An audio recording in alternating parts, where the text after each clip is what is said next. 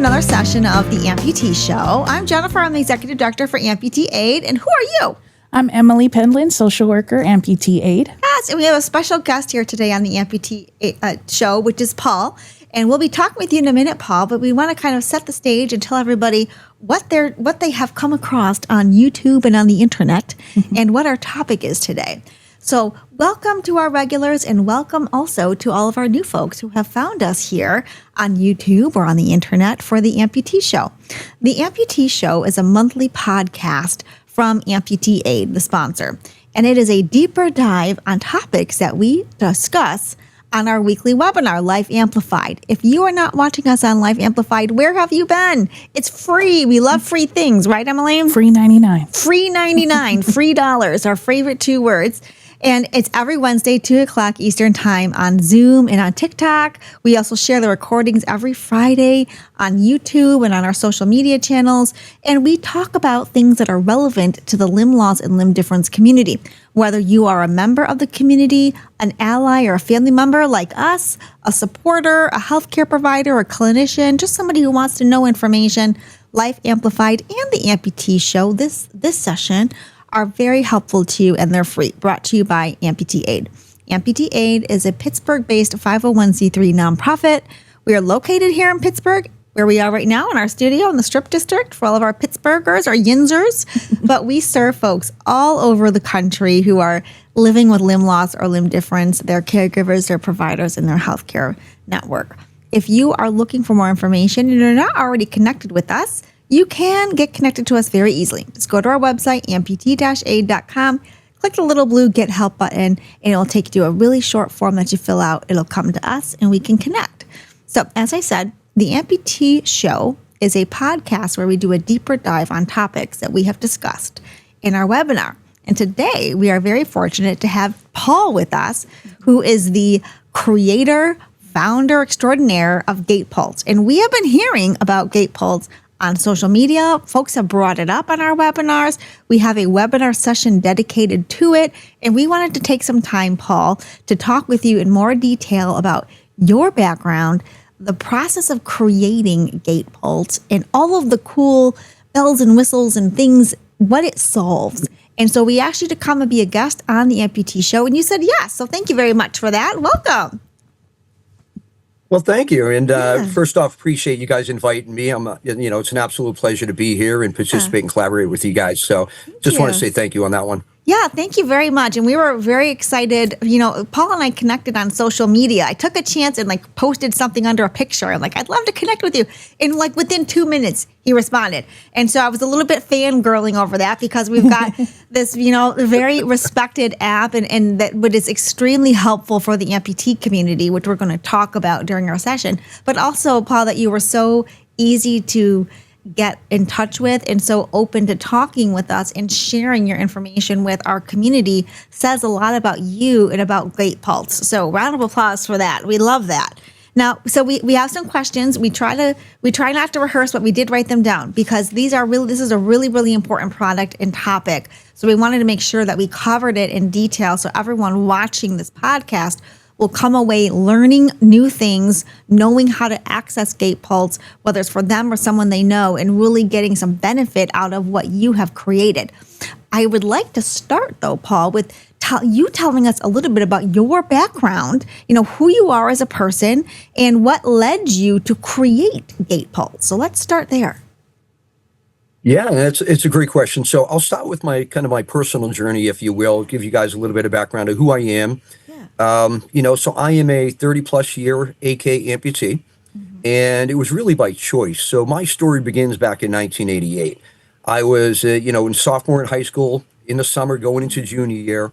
I'm an avid sports player, and, I remember it vividly. I woke up one morning, and I had a little bit of discomfort on the inside of my knee, and didn't think anything of it. But, why would you, right? You play sports, you're a teenager, you're running, you're bumping into everything. And so it wasn't until about 3 months later, maybe 2 months later, the pain that I was experiencing from running, now I was experiencing the same pain as I was walking. Oh. And I went, and so it just kind of got worse. And again, I had no idea. I just noticed a little soft spot, and it was, discomfort, a lot of discomfort. And so I went for a physical for my upcoming football season.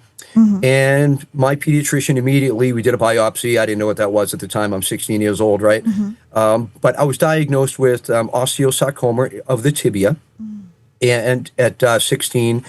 And the following month, I went through and I had my first surgery, which was about 12 hours long. They removed my tibia, put in an allograft, got rid of the tumor. And that was the start of my journey. Wow. And it was an interesting journey for me because for the next year, again, there's a lot I didn't expect or understand what to happen because I was young, right? I didn't know anything about chemo or cancer or what have you. I just thought I'd get through the next year of being inpatient chemo treatments. I'd have my surgery, and the following year be back out running and doing my thing. Right. That obviously didn't happen, right? And so, unfortunately for me, I had a lot of setbacks. And I say unfortunately early, now I say fortunately, and you'll understand why. But for me, for 4 years, I was literally on crutches every single day for 4 years. Oh, wow. And it wasn't directly because of the chemo or the cancer in my tibia, when I was 16. I had a lot of setbacks. I was on crutches for that period of time. I fell, I broke my hip, broke my ankle on that side of the leg. Oh, wow. That resulted in more surgery, more setbacks, and all of that. I had a couple of iterations of infections of my tibia that I had to have another allograft replaced, right? I think I was 18, maybe 19, 2-3 years in. My leg wasn't moving as it should have, straightened or moving the way it was. And so I had a knee replacement along the way. And, it wasn't until I guess I was 20 years old. I was coming back from college, and I had another problem. And I looked down at my leg. The volume wasn't there. The muscle mass wasn't there. I couldn't bend or straighten it all the way. And I just, at that moment in time, I realized that my quality of life is not what I want it to be the way it was. Yeah. And so I came back to Boston. Yeah. I reached out to my surgeon, my orthopedic surgeon at Boston Children's. And I told him, I said, here's what I want. And, the following month I was in and had my amputation. And never looked back. It was the best decision I've ever made as I fast forward over the years. I'm just thinking, Paul, as 20, that's still very young to be making. Very young. And 16-ish when you learned that you had cancer. I'm imagining that we have many viewers who are either young folks going through what you went through, or they are parents. And I'm wondering if you could share a little bit about, how was it with your family? Like, did you have anybody in your family who was an amputee or who had had a cancer journey like yours? Or was everybody learning with you as you went along? That's exactly right. So the only introduction to cancer that I had was, I think it was in middle school, maybe 3-4 years earlier that one of my classmates had lymphoma. Okay. Again, really didn't understand it. We were 10, 11, 12 years old, right? But no one in my family had cancer at the time. No one was an amputee that I knew. It just didn't seem like it was a thing back then, if you will. Sure. Right? I didn't know anybody that had that type of thing. So it was, like I said, early on, it was interesting because I thought I was just going to have my surgeries, my treatment for the year, and then I'm going about my merry way. Yeah. And as the time continued on, it just wasn't going to happen. But, what I realized, that got me through it was two things. One is the support that you bring to yourself, right? Understanding where you are and how you know that every moment from today is only going to get better, right? May not be the same as you were, prior, but it's only going to get better. So you have to get out of those dark days of saying, why me? You can have them, right? But don't dwell on them long term. And I think a lot of people do that. Why did this happen to me and not somebody else that, instead of me, right? And so I had a lot of support internally for myself, but I had a lot of support from my medical community. They were absolutely amazing. Boston Children, the nurses, the physicians, my surgeon were incredible. My treatment care providers were incredible at Dana-Farber in Children's. And then my family was just amazing. My mother, my brother, and all my friends too, right? They came to support. And so that helped out tremendously, to get through the early goings of trying to understand what I was actually going through. Yeah, and, I had no insight and knowledge of what to expect. It really just goes to show how much a team and your support system can affect you and really help you in recovery. Now, So you're 20 years old. You have a surgery. Tell us kind of what was that lifestyle like, after immediately after your amputation. And related to that, I know you didn't set out to be an app designer. So what was your education and kind of professional path as you were also growing into an adult with an amputation? Kind of talk to us about that part of your background. Yeah, so it was interesting, so immediately after, obviously I'm in pain, right? I didn't know what to expect. I had the loss of the limb. I had people trying to play funny jokes, jump on it when it wasn't there. Wow. I would twitch and jump immediately, right? Yeah. But they had I think it was just more of a reaction because they didn't know how to respond to me, right? They wanted to make me be uplifted and laugh. But once the pain subsided, once I got through the first 3 or 4 months and the swelling in the sock and the stump started to reshape the way it was supposed to be, and the surgery was not, behind me, the pain wasn't there from that standpoint. I started to get into my prosthetic, moved into a permanent prosthetic, right? And again, I never looked back because I think it was easier for me because it was my decision to make. Sure. Right? So my journey it was difficult, but I don't see it as looking back as difficult as if someone had lost a limb where it wasn't their decision. Yeah. Right? I think trauma is something that is going to be much more difficult, in my opinion, right? Yeah. But so I didn't have to go through that. And so I think, from a mental perspective, a mental state, that helped me tremendously, right? Yeah. From a professional side, for the last 20, 25, almost 30 years, I've been in healthcare technology. Okay. And I'll tell you, I'm not a tech guy whatsoever. Okay, I know nothing about building anything. I'm in healthcare tech. I work in the commercial side of the business. So you think about on the business and the sales side of things. Okay, Yeah. and for me though, it wasn't really more specific to prosthetic care. Because I believe that's a very well underserved market. A lot of people don't like to get into that market because it's very underserved, right? But it was in the medical community, and I worked alongside some of the biggest, the brightest, the most impressive leading EMR and technology vendors out in the space. And what I saw, what they were doing was they were leveraging their technology to advance the quality of care, not only for the patients but for the providers. Yeah. And so I don't know why it took me so long to realize that I only have one leg and I could probably think about something for myself, right? Right. But it did. And yeah, I mean, I should have thought about this years ago. It would have been much easier, I think. But I started to think about, what could I do in the prosthetic world that may not exist or need some enhancement? Yeah. Okay. And my goal initially was to set out to find something for me. And that was my ultimate goal. But as I started getting into it and I'm understanding that what GaitPulse does not exist in the space, I saw a broader opportunity to bring it to market. Because I think there's a lot more people that can benefit and value it instead of just myself. Yeah, and right? so, and that kind of brings me to our next question, which is what specific problems were you looking to solve with GaitPulse? But what you saw, what you personally were experiencing, but also what you were aware of in the amputee community. What kinds of things were you looking to solve?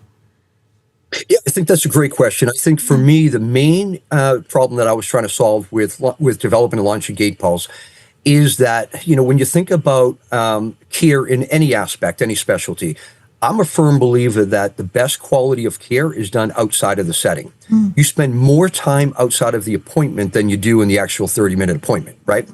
And there's a gap there that exists where there's no data, or no data existed until GaitPulse, that was filling that void. So that as you walked out as a patient from your clinic visit, now you didn't have that opportunity to have any insight or knowledge, or more importantly, a provider didn't, to see how you were progressing until your next appointment, right? That's a huge flaw, and it's a huge gap that exists widely in this space, especially in prosthetic care, okay?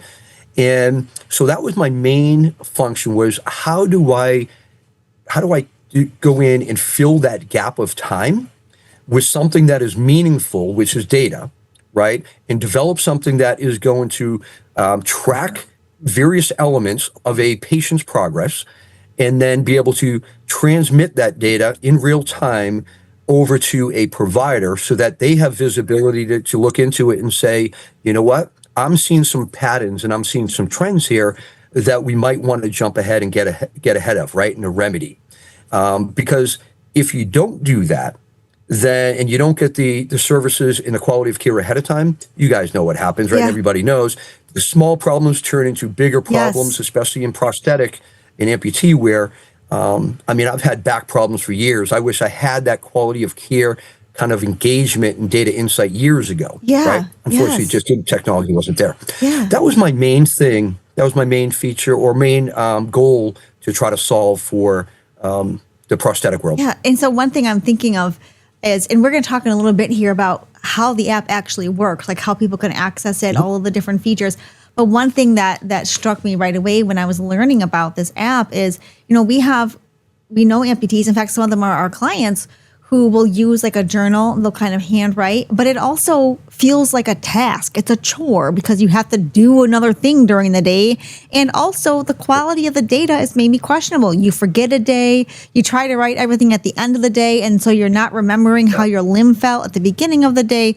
You can't track things like gait, right? Maybe how many steps you took, but so there's a lot of, one of the beauties, there's a lot of beautiful things about this app, but one of them is being able to capture data in real time with literally no work on your part. Like you're just turning on the app, Correct. and everyone's walking. I'm showing you right now. We're all walking around with our phones. Yours is down there. You probably got your phone with you, Paul. You're already doing this.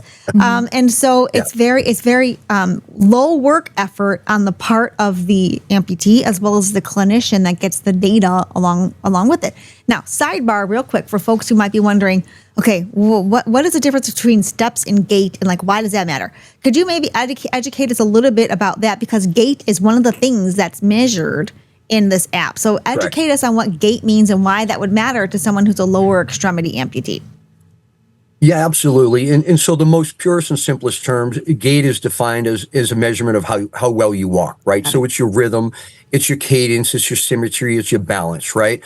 And so in the amputee world, especially obviously lower limb, gait symmetry is the most important factor in determining whether or not your device actually is fit correctly, okay?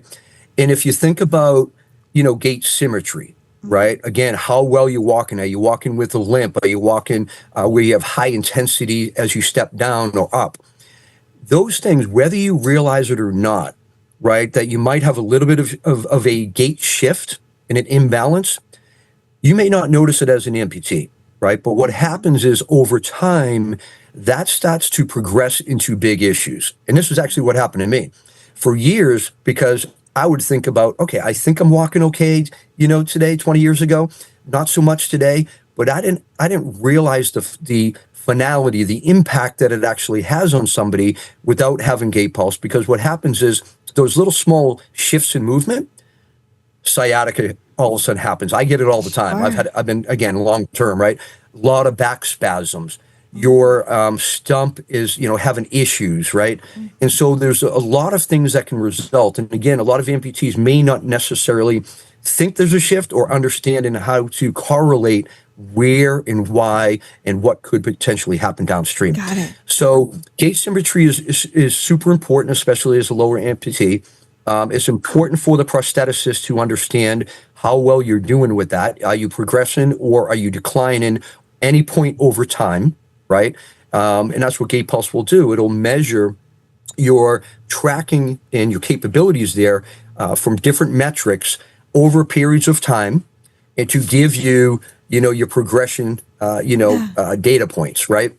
And so that's really at the purest form. That's what gait and gait symmetry and why it's important to lower limb amputees. And one of the many cool features on the app, and we'll turn to features in a moment here, that you showed us, Paul, is the app will also make recommendations for you on how to improve your gait. So not only are you getting the data about what your gait is, but it will also make recommendations for improvements. Am I right about that, Paul? You're absolutely right. And I'm glad you mentioned that. So I can jump in and share a little bit about how the technology works. Yes, I think this tell is us probably about a good segue. All right. So the way that GaitPulse is built, there's two drivers to get to the meaningful results. There's the customer input or the patient input side of things, right? And that's where they're going to input, how does it feel today? Because every morning we do a comfort check, and we also have a comfort check in the afternoon, because things can change along the way, right, as an amputee. But anything they input around comfort and fit quality, anything they enter about pain logging, right, for instance, that's the customer input side. From a technology perspective, we leverage weather patterns to detect certain, things that are going to happen or predictors, right? Because if it's largely humidity, it's largely humid outside, you tend to swell, right? In a cold environment, you tend to shrink. Your liners become more rigid too, right? Things of that nature. We also track the components over time that you have. Your liners, how often are you washing them? How often are you wearing your prostheses? We're tracking the component, kind of wear and tear on that. All of those things come into play in addition to what's built into your phone. So when you go ahead and you click, I want to track my gait and my steps. Who knew that in the phone, it has all these motion sensors and gyrometers and accelerometers, whatever they are right in there. And that technology we grab from. So we're driving and combining the technology of the phone that's built in. We're taking the technology around the correlation of how does weather impact your gait and your fit and everything. We're taking the comfort inputs that you have in there, and then we're layering that over with AI, okay?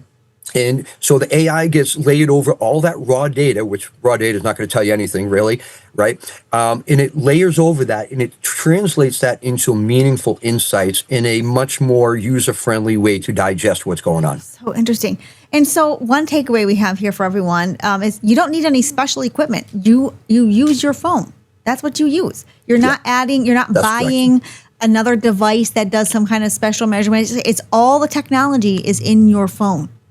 Really, really interesting. Okay, so let's talk about first, before we get into the features, how does one get the app, and is it different if you are a clinic as opposed to an amputee? So talk to us first, like how and where do we get it, and let's start there, and then we're going to talk about all the different features it has. Okay. All right. So how do we get the app? Very simple. Either or, clinic, rehab provider, or a patient. You can go out of the same page. It's GaitPulse.com, and right at the top, you're going to number one, you're going to learn more about it in its detail. But right at the top, you will have the opportunity to sign up, and it's a pretty simple process to sign up. Now, I will say on the patient side, we do ask for certain information, obviously contact details, that type of stuff. Typical stuff you would on any app. But we also ask for whether or not you're an above knee or below knee, because that is important for us to start to understand, what is transpiring in the difference between an above versus a below, right? It's not required. It's just meaningful data that can be meaningful as we further develop enhancements in future iterations, okay, to support that. On the clinic side, we do support as they sign up multi-location, multi-clinic, multi-patient access. And we'll get into the features there, but at that point of sign up, that's when they can select that I'm a solo practitioner or I'm a one location with multiple staff, or I have multiple locations, I have 100 locations. And then when they get within the app, they're prompted within the app to go into their settings and add all those particular other locations within. That is so cool. Yeah. And for our amputee friends, the app is free for them to use. Is that right? That's amazing. That's absolutely correct. So for the patients or the amputees, it's absolutely free, right? There's nothing, doesn't cost you anything. So use and abuse the system, right? On the clinic side, there is a charge, but I will tell you, I went back and forth with my finance folks for a long time to get what I wanted on this one. We initially went to market on a subscription model for clinics, okay? And it's great because a lot of people adopted that. They love the predictability of knowing what their expense is going to be or the cost of it every month. My concern with that was not every clinic is the same in size or scope, right? As far as patients or number of staff or locations. And so really what I was able to get our group to adhere to is the shift to more of a patient usage model. Cool. Okay. So this, from a clinic standpoint, there's no monthly subscription. We all have subscriptions that we forget about. We're paying and we don't know what's out there, right? They don't have that either. So when you join as a clinic, understand, and it will detail it out, it's based on patient usage. So if you have 100 patients in your panel at any given time, but this month only 3 are using it, you're only billed for 3 patients. There you go. Right? Nice. If you have 5 next month, you have to have 0. It fluctuates, right? Nice. At any point in time, if a clinic wants to shift to the other option, to a subscription, they feel it's much more predictable and it's much more useful and user-friendly for their particular use. Absolutely, we can do that. It's not a problem. I love that. But that's how we built that. Yeah, I love that because, first of all, very flexible on pricing. And also, I have to say, although we serve the amputee side of things and we love things that are free $99, free dollars, when you hear about all these features on the clinic side, it is well worth the investment as far as efficiency, accuracy, your ability to communicate with your clients right on the app, or your patients, they would call them. So much, it's well worth the figure. And I love, Paul, that you've made on the clinic side this program accessible for small clinics and large clinics and medium clinics, everybody in between, because it's based on usage as opposed to a flat subscription fee. So I love that. Exactly right. We love people who make things accessible in all different forms here. Okay, so let's talk about on the amputee side of things, some of the features. And as we get into this, we mentioned our BK and AK friends. Are folks with hip dysarticulation, are they also able to use this app? Yeah, they can still use it because a lot of the features and functionality are going to be mimicking the same, or looking at the same to analyze, the results, right? All right. And, you lead me into something, though, down the line, a future iteration will be for upper extremities, because a lot of the technology that we use in the indicators in there can suit that as well. Awesome. We'll add some other components, but that's down the line. Okay, so stay tuned. Just watch the website. Stay tuned for future iterations for our upper extremity friends as well. Awesome. Okay, so let's start with our lower extremity amputees who they've signed up, they've registered, they got their free account. Give us an idea for some of the different features and things that they can do with the app, Paul. Absolutely. So, we've built in a comfort check, right? Initially, we started with a morning comfort check. It's where they go in, they rate based on a 1 to 10 scale. Number 1, how does it feel this morning? Okay. And, least to greatest, right? 1 to 10. And then underneath that, there's also some triggers that they can select. Is it swollen, right? Because a lot of usage, maybe they're new, they have a lot of swelling. There's different points that they can select, whether it be swelling, it's itchy, it's hurts, whatever it may be. And there's a free text field for them to add any additional commentary. Nice. Okay. In addition to that, there's what we call a dawning, check-in. It's at the same check-in for the morning, but it's how easy is it to put on that in that particular morning. Okay. And so they're going to do the same thing right within that comfort check-in. Is it easy? Does it hurt? They have a little note in there. Okay. And again, remember, everything that is inputted or tracked through the technology, that data is correlated with AI or cross-referenced with AI and used for different purposes for meaningful insights. Nice. Okay. So even including their manual notes. All right. The other thing that they have the ability to do is log pain. So there's a visual, display, and all they have to do is 2 things. One is select, there's little indicators across the stump, for example, of where to select where they feel some sort of pain. They can enter, again, they can input their own little manual notes in there, of where it is. But that information, when it gets to the clinic side, translates clinically as far as, it's just because it's at the bottom of the stump, they know what it means, right? But all that information translates over to the clinic side as well. Yeah. The other thing you can do with that is you can go in and you can track the wear and tear on your components. Nice. Okay. And this is one of the most popular features in there. I wish I had it years ago because I'm probably the most guiltiest person of this, is that, when you think about your component wear, your liners, your socks, your sleeves, your knees, your feet, right? All that stuff, your pylons. What happens is we don't treat prosthetics like we do our own cars or automobiles, right? We know when we step in our car, there's all of a sudden an alert that pops up on the dashboard that says, Paul, your tire is going low, go fill it, right? Your oil is becoming low, or your brakes are becoming an issue. Yes. There's nothing that exists in prosthetic care that tells you that.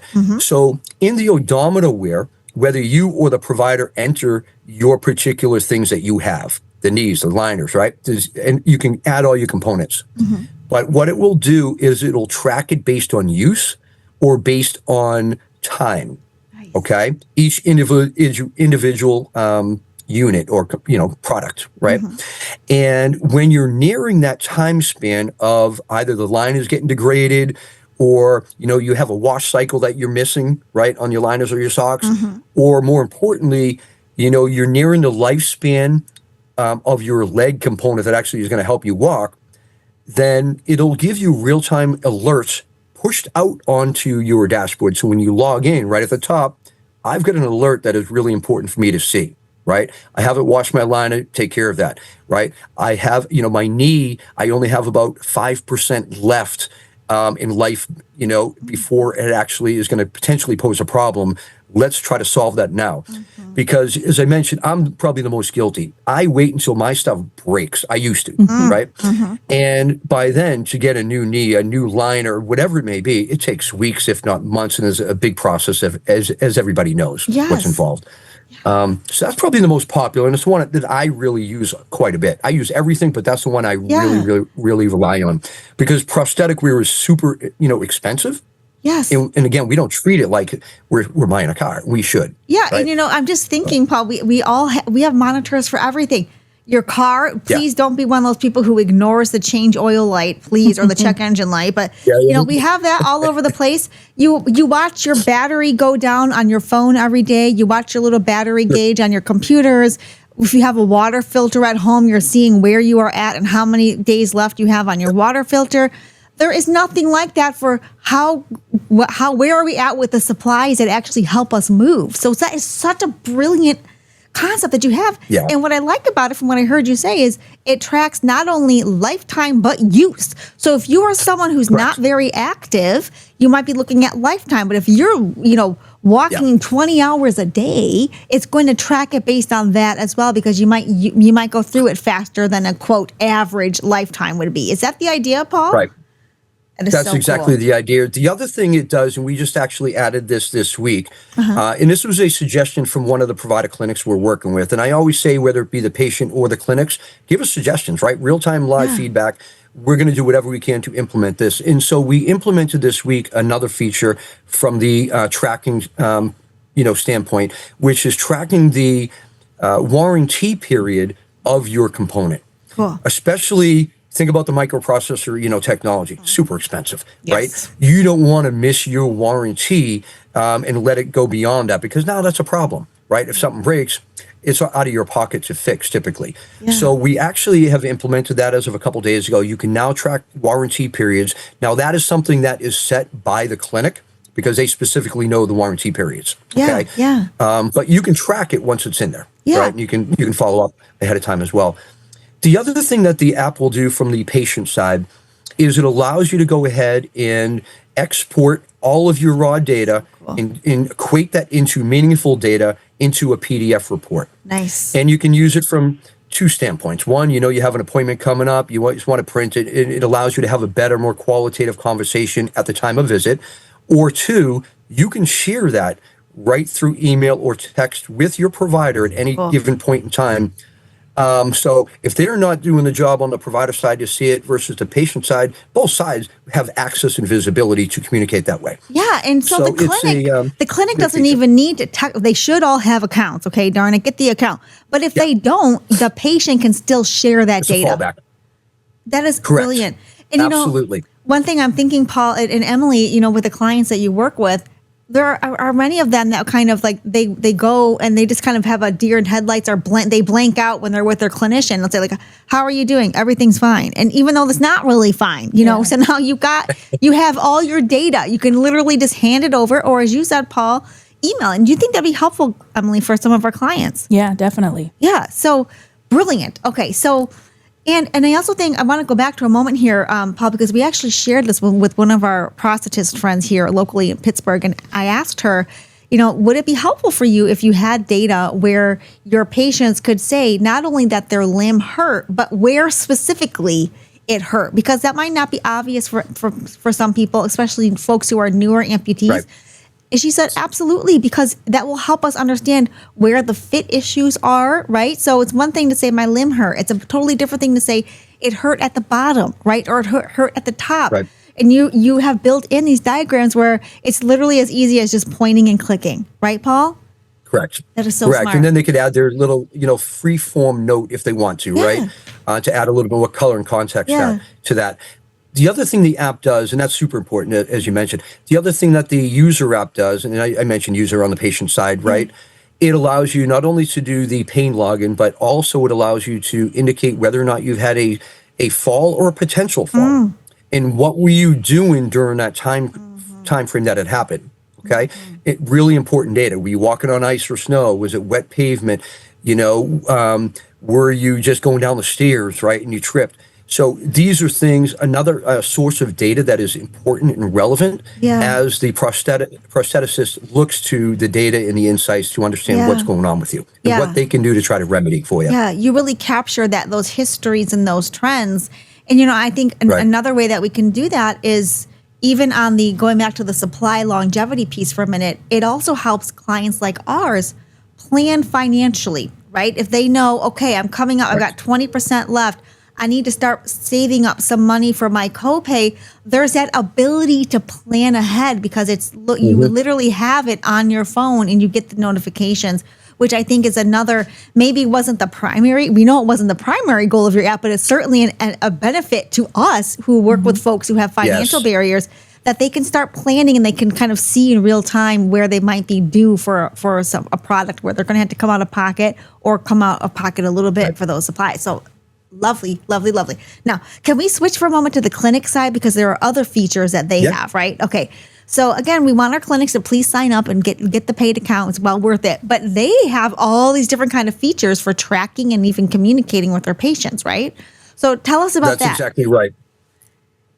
Yeah. So on the clinic side, number one, when they log in, they're going to have a real-time dashboard view across their entire patient panel, right? So they're going to have all the insights aggregated into their dashboard across every single one of their patients. So at a glance, they might want to see how many steps are being taken, what type of issues are occurring across my panel. For example, what's the symmetry percentage across the panel, right? So it gives you that high level view across every patient of theirs that is using it, okay?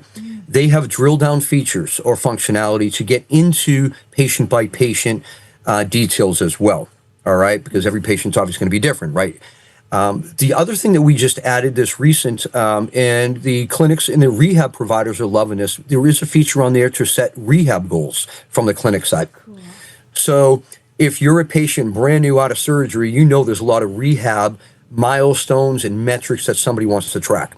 You can set those, right, from the rehab. And once the rehab does that, it moves over into the patient side, so I can now see them and track to what they want me to track to. Okay, so it's going to give you how is Paul improving over time based on the rehab goals that I set for him. That is so cool. If you're new to a microprocessor knee, like I was, obviously at some point 10, 15 years ago, but when I had the old swing gait thing and I moved to the microprocessor, there is a little bit of change to get, an adjustment needed there.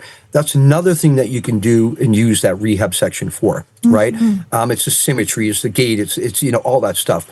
Outside of that, what, a lot of the clinics have provided feedback on, and this is really a time saver for the clinics.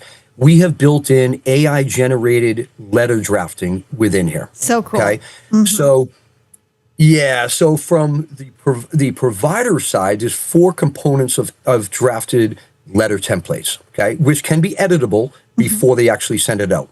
Okay, so there is the SOAP note or the progress note that can extract using AI. It generates it in seconds. They can upload it or input it into the EMR or the patient record. Right. There is the patient outreach letter, and that's typically used for a number of different reasons. One, to say, Paul, excuse me, I'm noticing all the improvement in these particular areas, but this particular area or these particular areas, we need to see a little bit more improvement. Here's what I would suggest, okay? Or maybe it's just that they haven't used the app and you want that data because that is super important to be able to provide the most quality and productive care to that patient. It's an encouragement letter. Hey, we notice you haven't logged in 7 days. Is that A, because you're not using your prosthetic, right? And you're now deciding that, you haven't told us, or B, it's just that you're not using the app for whatever reason it may be. Let's have a conversation, right? The other particular letter that it will draft on their letterhead as well, all of these, is going to draft a medical necessity letter. I to love this support part. the Yes. clinical side. Yes, because this is a win-win for your patients and the clinics, You got it. especially when you're dealing with insurance companies. Okay, so we are super excited about this because we do a lot of insurance appeal stuff. Tell everybody about the medical necessity letter. This is so cool. Yeah, so it's great. Again, just a matter of seconds. It's going to the AI overlay is going to extract all the data on any particular patient. It's going to export it to, number one, an editable view. So if you want to just view it and just make any changes, it's going to list your K levels, right, from an objective standpoint. Now, again, you can change all this based on your own clinical assessment. This is a tool. It's not a replacement, right? Yes. From the provider side. So you're going to review it. So it's going to look at K levels. It's going to tell you how many steps. It's going to substantiate why Paul needs the Genium 4, that most insurance companies don't want to support from a financial standpoint, right? Because it's going to say Paul is an avid walker. Look over the last, 3 years. He's excelled in these particular areas, right? He's using it to the best of his ability, or in a case where something is broken, right? You can see that Paul's an avid user. You can see that he's all of a sudden progressing down in these particular areas of data because his components have a lifespan that is beyond and is now not working as well as it should, right? That is a huge thing. And the other thing that I'll tell you that it wasn't built for this reason, but many clinics are telling us this, is that if you think about remote patient monitoring, billing, and reimbursement, okay? This is not a medical device by any means. This is a wellness app, okay? But a lot of state care and CAID plans are supporting wellness data now to reimburse for RPM services. Nice. Okay? So what that means, and we're not going to tell you whether or not you can or cannot, right, obviously, but it's up to their billing folks to know that and work on that. But if they are able to do that, this generates revenue for them as well, because now they can support the billing and get reimbursement on additional services that they're not getting billing for today outside of the clinic. Amazing. So obviously talk with your billing experts in your specific state to know more, but just know that there's this tool that's there potentially to help you, and you're getting feedback from some clinics that is in fact happening. Paul, you mentioned feedback, and this is another thing I love about your company is you invite feedback. You want feedback from both the clinics and the patients who are using your app. So tell us a little bit about the types of feedback that you've received and kind of how people can give you feedback. Like, do they just email you? Do they call you up? Because that you've really taken that and incorporated it into new features and iterations of your app, right? Yeah, no, that's absolutely correct. And I'm glad you brought that up, because we do solicit feedback. We want to have feedback. We want to have suggestions, right? We want to know what's not working, where things should be working, because the ultimate goal of GaitPulse is to help somebody experience a much more walkable life, right? A better quality of life walking with no discomfort, okay? And so it's super important. And so in the app, whether it be on the clinic side or the patient side, at the very bottom, doesn't matter what page or tab you're on, you can sit there and there's a little box that you can select feedback, okay? And there's going to be a drop down. I want to tell you about, issues. I want to tell you about enhancements, whatever it may be, and then they can free type that in there. That comes over to us and goes immediately over to our area where we analyze the type of feedback that we're getting. If it's a break fix type of scenario, that's priority number one. We want to solve that immediately because that's number one. If it's an enhancement request, that comes second, right? But the speed of technology allows us to advance these break fixes and enhancements, in record time, right? So it's not weeks and months. We're talking days, if not hours, depending on what that might be. Okay. And we built it, again, I'm a patient. I've been living in the system for 30 some odd years. So I built it from my experience. And I try to capture everything that I think that should be there. Again, I want to hear from everybody, because everybody's experience is a little bit different, and everybody's walking with different prostheses, right? The other thing I would share, and it kind of ties back to this feedback, is this GaitPulse is agnostic to the type of knee or component you have, prostheses. Awesome. So if you have a microprocessor knee, great. It's all the same technology and concept. If you have just a swing gait knee, no computerized thing, it works just along the same. But from a feedback perspective, right? I'm on a microprocess. I have been for a number of years. I want to hear from people also who are on that, but also who are not on that, a microprocessor need, because maybe they're experiencing things that I don't remember 15 years ago. Sure. So it's really, truly important for me, and I'm passionate about feedback.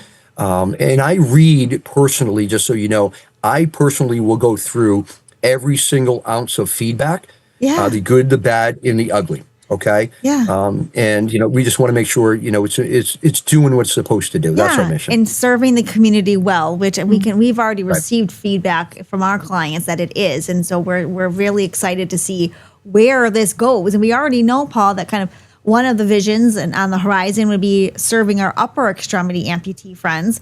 And I'm just wondering, if 5 years from now, what is your vision? Where will GaitPulse be in 5 years? Yeah, it's kind of a loaded question. I'll answer it this way because, number one, I'm super passionate about what we're bringing to the market, right? What we brought to the market. I'm super passionate the results and the early outcomes that we're seeing. But I will tell you, when you look 5 years, 10 years from now, it's hard to imagine what we're going to have for technology, right? What advancements in care we're going to see. Good point. But for me, the way I see in the next several years, it's not even going to take 5 or 10 years. If you look at the emergence of AI, which is it's new to the market, if you think about it, right? And it's getting better every single day. If you look at the motion sensor technology and, the technology in the phones that I was talking about that runs a lot of the technology on gait symmetry behind GaitPulse, that's getting better, right? Who knew, that they are now building this in there, and that's built for a lot of uses. Now you couple those two things with the fact that RPM reimbursement is starting to take much more of a widely adopted leap from other payers, okay? Those three things, conversion, the two from the technology side, conversion with the billing and reimbursement adoption of payers, is really forcing the players in technology to accelerate, something to the market that is really going to make it much better than we see today. I believe, right, it's not only going to be for prosthetic care. When you think about GaitPulse, for example, we're creating a real-time patient-provider collaboration, okay? You have real-time data. They're working much more conducively and more regularly, right, to drive that quality of care. I think that's going to expand to other specialties, not just in the overall rehab market.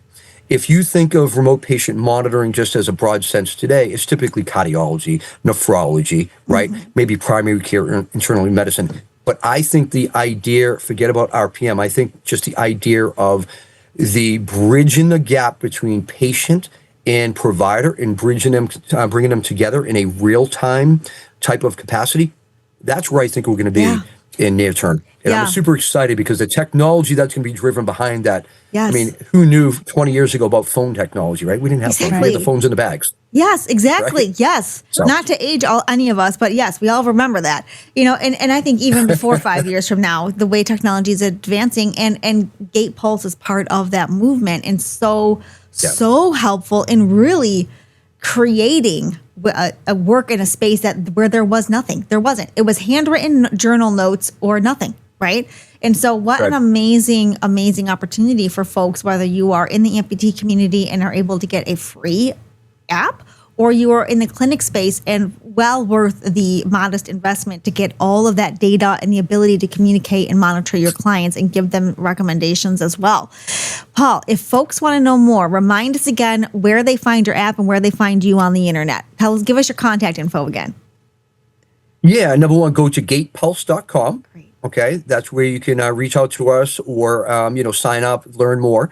If you want to reach out through email, I will give you the email. It's hello@GaitPulse.com. Okay. And again, I read every single one of these as well. Okay, so I want to make sure we're doing things correctly, and I encourage the feedback. The other thing, just a thought going back to what you were just talking about. Yeah. If somebody doesn't use GaitPulse, I'm truly okay with that. We're truly okay with that, right? And that's okay. It's a personal decision. If you're not going to use it, do exactly what you were suggesting, though. Do journal that, I should say, right? But the difference that GaitPulse will do is not only is it going to allow you to journal or track what's happening, it's going to correlate over time what has changed. Yes. So, for example, over a 90-day span, if you're tracking your symmetry, your comfort, your pain log, and all of that stuff in your steps, 90 days is going to look at that and go, guess what, Paul? You've improved in these areas, in these milestones over this period of time, and you've digressed or, gone down in these particular areas. You can't do that with a typical journal. But again, if you're not going to use the app, absolutely highly encourage the journal, because it will give you something to go off of. But it just won't have that ability to measure and correlate from one point in time to another, from one data source to the other over that time period. Yes. For all the benefit, low effort, you're literally downloading an app, right? Low effort on your side, low work product, $0 cost. The trends, the historical data, we are all monitoring our cars, our phones, our computer battery health, the longevity of our water filters. Why aren't you taking care of those things for your body? And that's really what GaitPulse does, and sharing that information with your healthcare providers who are doing their best to make sure your fits are good, your prosthetics are working for you. I mean, they're so great. There's so many wonderful opportunities here, Paul, which is why we were really glad to have you as our guest, both on Life Amplified and here at the Amputee Show. If you're watching the Amputee Show and you haven't seen the webinar, we do keep those recordings on YouTube as well. And Paul, I know I speak for both of us when I say I'm sure this is the first of many conversations that we're going to have with you, because of so much that you can provide to the community that we serve. And kudos to you. I mean, who knew, as a 16-year-old realizing there's a little bit of pain in my leg, to now, I'm not going to say how old you are, but some years later, now serving the amputee community and their providers so well. Kudos to you, Paul. Thank you. And first off, too, I'll say thank you for having me again. It's an absolute pleasure, and it's a pleasure to partner up with you guys. Thank you. I could speak I'm sure on behalf of the amputee community. What you guys are doing is making an extreme difference. And, couldn't be any more. I'm excited about, the future things that you guys are doing to advance prosthetic care as well in the amputee community. So kudos, thank you, and I look forward to working with you guys on many times to come. Yeah, thank you so much. And all right, everyone, if you want to know more, GaitPulse.com, check it out. Right. And you can also get in contact right with Paul, because as he said, he reads all those messages. He's reading them. All right. Thank you for giving us your time, everyone. Thank you for joining us for another episode of the Amputee Show. Stay tuned for more. We're doing these series the whole year. Community Stronger Together is our theme. If you want to be a guest, let us know. info@amputee-aid.com. We'd love to have you. Today, Paul, we loved having you. Thank you so much. Have a wonderful day. Thank you for gifting us your time. Until next time, everyone, take care of yourself. Together, we can restore hope and reclaim lives. Take care.